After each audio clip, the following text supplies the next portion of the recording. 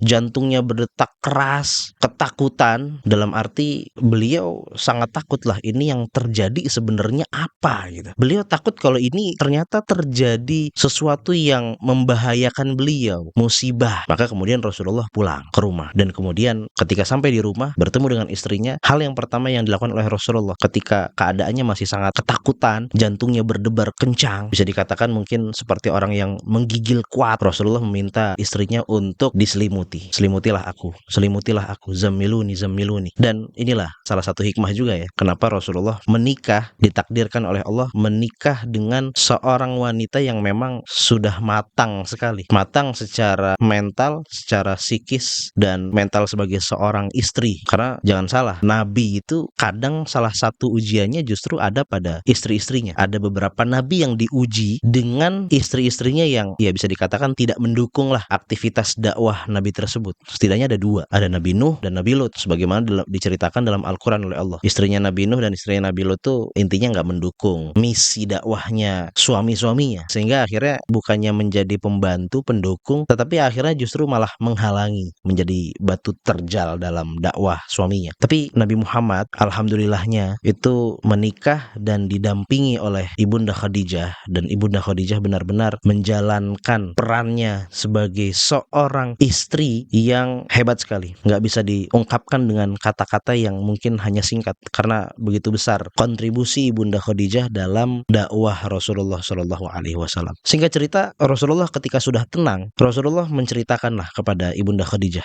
bagaimana keadaan yang menimpanya tadi di Gua Hira. Ada sebuah peristiwa yang beliau sendiri bingung ini sebenarnya apa yang kemudian membuat beliau begitu ketakutan. Tetapi Ibunda Khadijah